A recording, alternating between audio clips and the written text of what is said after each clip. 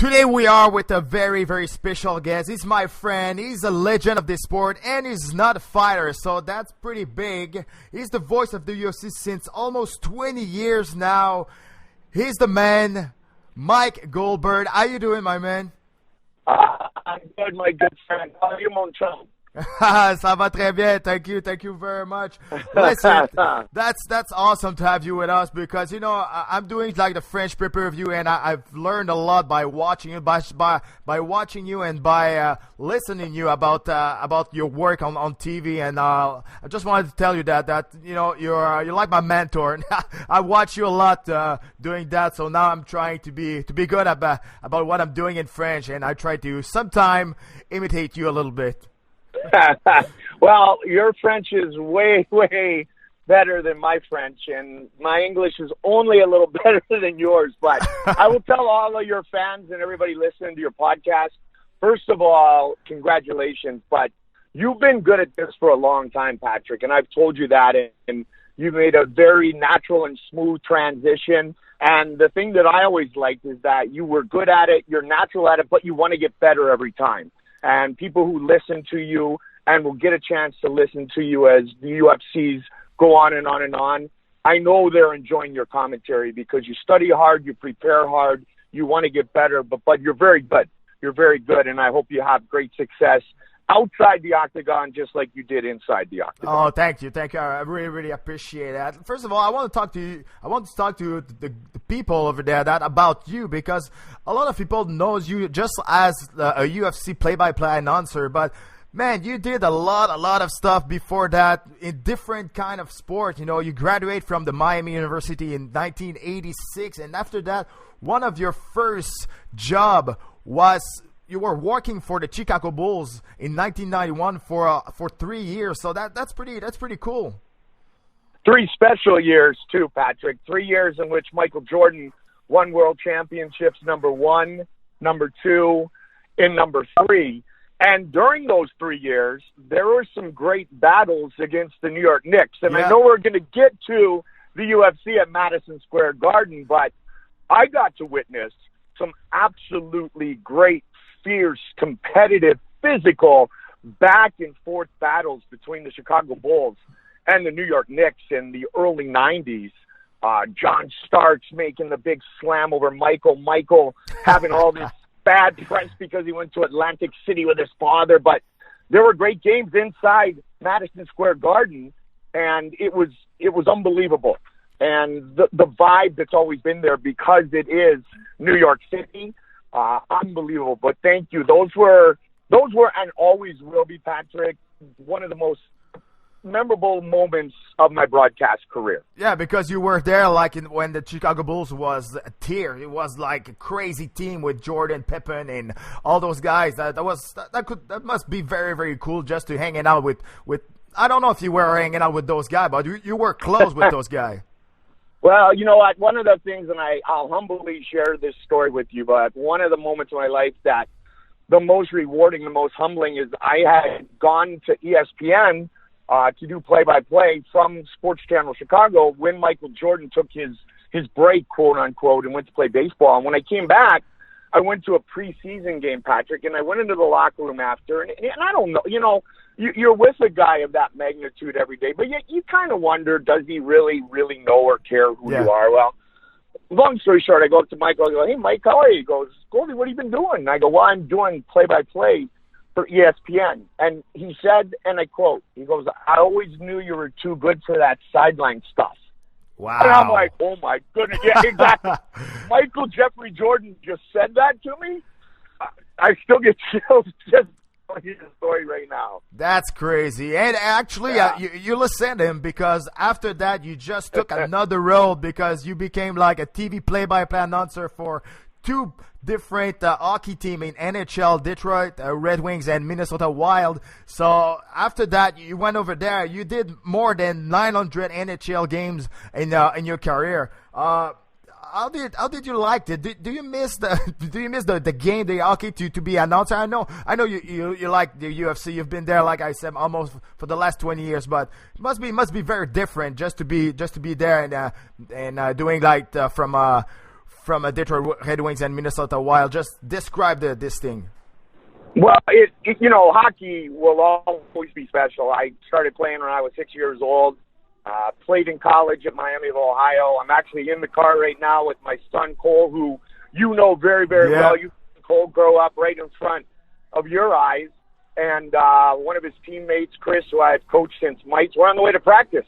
We're on the way to practice right now. So my son has carried the torch. You would be impressed with the way he can play nowadays, Patrick. He's our leader. He's our captain. Chris is one of our captains, and I love the game. I love calling the game. I love being around the game. Yeah, you're very. You know me. I'm always going to be a hockey player. Yeah. Always going to be a hockey player. That's always going to be my first love. But I wouldn't want to be doing it 82 times a year in this time of my life. Like going back the last 5 or 6 years, Patrick, because I would have missed so much of my daughter's performances and my son's games. So I've been blessed to be able to do the UFC and just the UFC because it's given me more family time where I can enjoy being a coach. I can enjoy being a dad of my favorite actress, Tiré, who now lives in New York City. Yeah. But hockey will always be hockey to me, and I will always be a hockey player. Yeah, you have 2 wonderful kids, and like you said, you're doing only the UFC now because you want to spend more family time, and that's probably why you chose to do only like the big Fox event and the pay-per-view event now, because you can't do all because you're never gonna be home. That's why when it's on FS1, you and Joe Rogan, you're not there because it's gonna be a crazy schedule.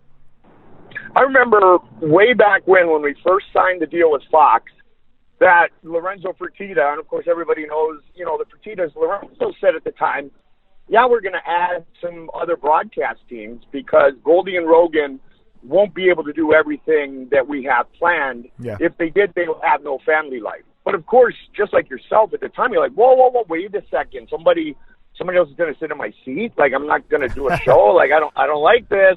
Nobody likes that, right? It's yeah, like, for sure. Wait a second here. And I love John Anik. He's a very, very good broadcaster, very respectful. Brian Stan does a great job. I get to work with Brian.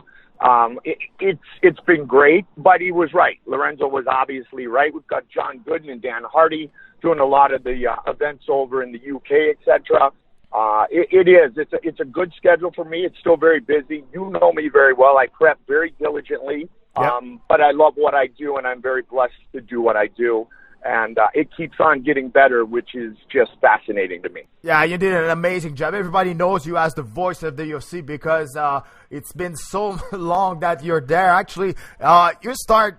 Correct me if I'm wrong, but you started in 1997 to work for the UFC, and since there you're the voice of that organization.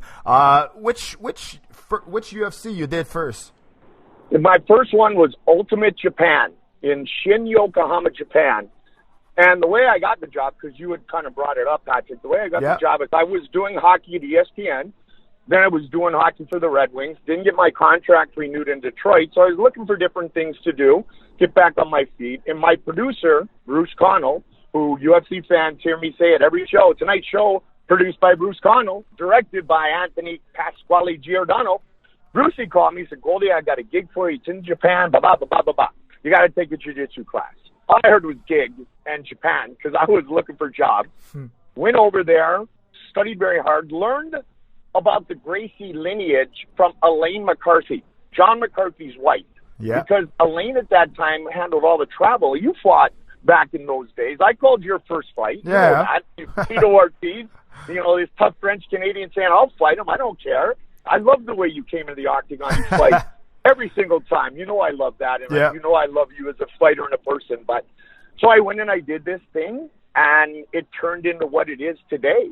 But I went over to Japan and called this fight, and it just happened to be Randy Couture defeating Maurice Smith to become the heavyweight champion. And it was also Frank Shamrock's UFC debut, and he armbarred Olympic gold medalist Kevin Jackson in about 20 seconds. That was my first UFC, December 21st, 1997. Wow. And you've been in this sports for so long. You saw the sport changing. You saw the organization changing too. And during all those years, you saw so many fights, so many fighters too. Which the best souvenir that you have that you call the fight? Maybe that was one that a fighter got retired after a fight or something like that. But what is your special moment for the last 20 years in that business? Wow, I'm sure you have a lot. Yeah. There's so many of them, and I would definitely say UFC 100 was one of them. Randy is up there. He's ready to fight, and he's doing a press conference, and they're talking about the fight with Brock, and Randy Couture's in MGM Grand, and they're doing this huge press conference, Patrick, and they say, what are you excited about? Blah, blah. Randy Couture goes, well, I'm excited for my buddy Goldie. He's about to call his 100th UFC. It was UFC 91. It was UFC 91. It was my 100th, and I know you remember because you were there. Yeah. And I'm like, my gosh, Randy Couture's worried about me and giving me love about my 100th UFC. He's about to fight that beast, Brock Lesnar. I mean, unbelievable. When Randy beat Tim Sylvia in Columbus, Ohio, because I'm from Ohio. Yeah, you're from there. It was great. It was my first time doing a show in Ohio. Recently, having Stipe in Cleveland, all my friends and family. I'll tell you what was really cool. Really cool. And there's a lot of fights, but my coach, Ian Cushnan, and you guys can look it up in La Belle Provence, my coach, Ian Cushnan, was on the 1958 Montreal Canadiens Stanley Cup team. Go in the locker room, you'll see his name. Patrick, he was my coach my whole life, and he was not nice to us. He coached in that old style, and now he loves us all, and he's a big teddy bear, but he definitely rode us hard in. His son was like my big brother, so he rode me hard. Well, when I was in Cleveland, I got to take my coaches. Coach Ian Cushnan from, the Stanley Cup team, big, burly, original 6 dude. You can picture, his nose looked like the Mississippi River. And my other coach, John Erickson, down on Friday, and just let them see kind of what I do. That moment with the men who kind of raised me, because as hockey players, you get raised by your coaches as much as you do your own father. That may be as special. Well, I'll tell you, it is. That moment was as special as any moment in any fight I've ever called. To be able to share that with the men who pointed me in the right direction, because they were our hockey coaches, but they weren't just building guys to be college players or maybe play a little bit of professional hockey. They were turning young hockey players into young men. You're definitely a hockey guy, because every time you did some reference of the hockey, that's awesome. And you're awesome about what you did too, because in 2005 you had to make a decision, because you were doing so best job, so good job by doing the play-by-play for the UFC. The WWE asked you to come to their organization. They offered you the job over there to do the play-by-play in 2005, and you had to make a choice, and you refused probably a big contract with the WWE, and you signed a new deal with the UFC. And I never, ever one time wanted to leave the UFC, but I will tell you, and still modern day it's true, the WWE is the best at what they do. Their entertainment value is off the charts. Their shows, their WrestleMania, I mean, they're the top of the food chain. And I'm an old Hulk Hogan guy. I'm an old Mean Gene Okerlund. Here we go back to hockey. Gene Okerlund. Gene Okerlund's son, Todd Okerlund, played on the 1984 U.S. Olympic hockey team. So we're back to hockey again. I mean, it was an honor, Patrick, for the WWE to come and offer me. And when I went to go for the interview, I saw a stack of UFC, so they had obviously watched me.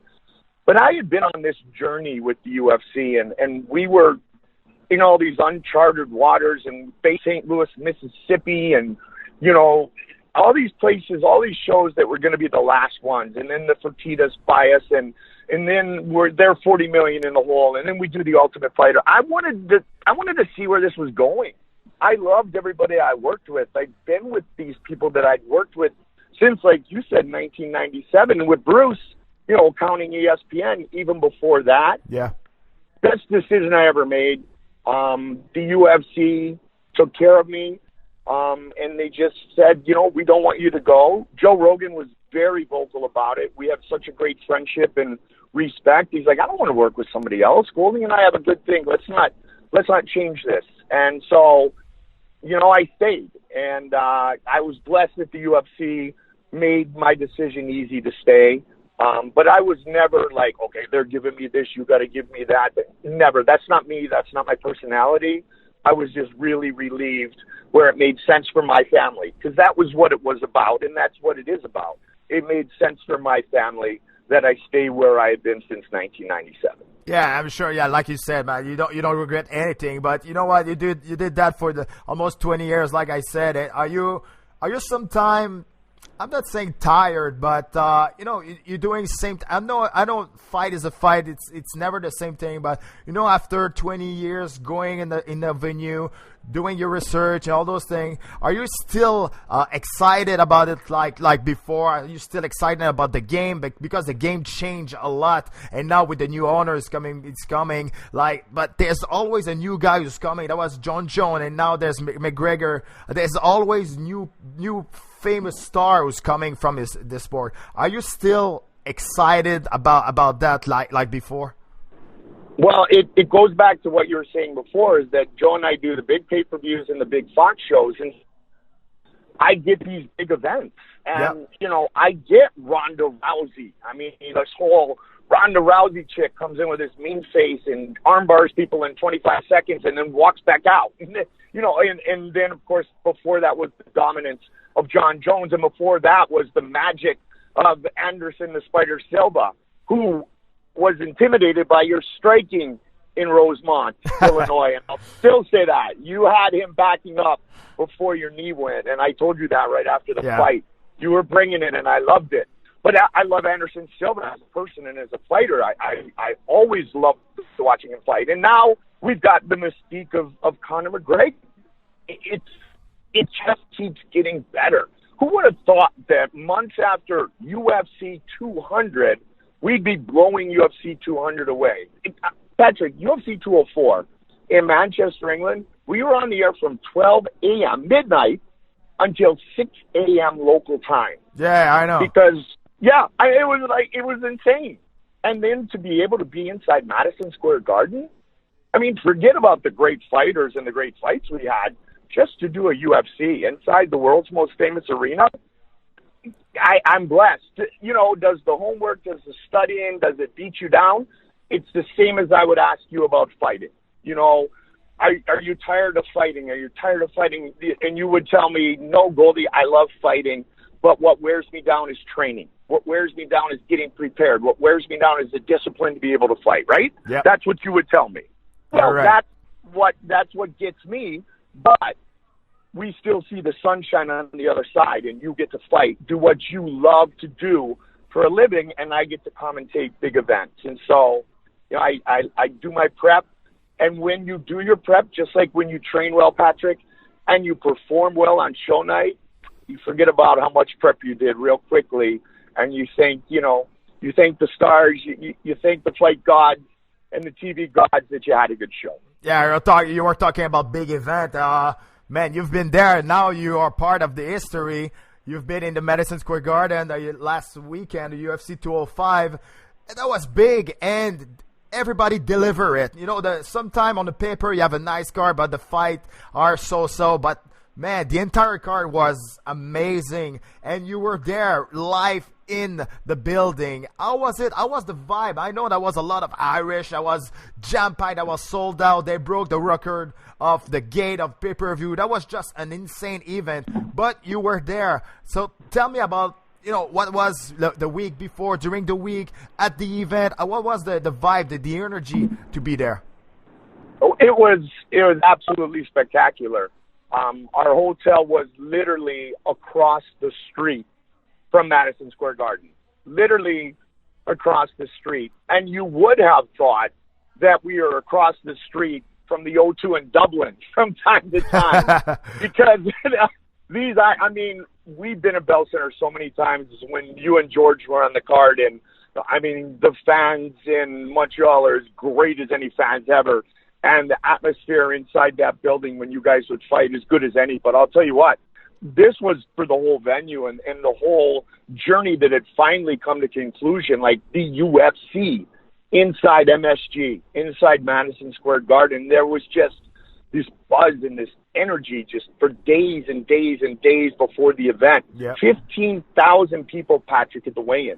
15,000 people. That's insane. At the weigh-in to see dudes like just do their muscle pose. Like, it's That's not crazy. even just the weigh-in anymore, right? Yeah, I think the record was Charles Sonnen and Silva, the second fight, I think. So that was the record, like 10,000. So they broke it. Yeah. They broke that too. So that's crazy. Yeah, so I get there Tuesday night, where Trump's 5 miles from Clinton, so we get a new president-elect, and then we thankfully moved on real quickly to the UFC. But there's definitely an energy. When I went to our production trucks, which are in the same place they were way back in the 90s when I was blessed to be with the Bulls, if you look down that street, which is 33rd, you look right at the Empire State Building. And I just looked back for a second, and I'm like, man, this is it. This is the Mecca. And I'm here with the coolest job in the world. And it's definitely a special place. And you can be there for an event like we were, Patrick, or you can do, like I did years ago, do a St. John's basketball game with 11,000 in the stands, and it's still special. It's just a unique place in the middle of Manhattan that if you blink, you'll walk right by. You know, that was only New York missing on their plan in the U.S. and doing like big show in the Madison Square Gardens, and they reached it, and they had a lot of success. And you know, I want to ask you this question to you because you've been in the sport for so many time, so many years.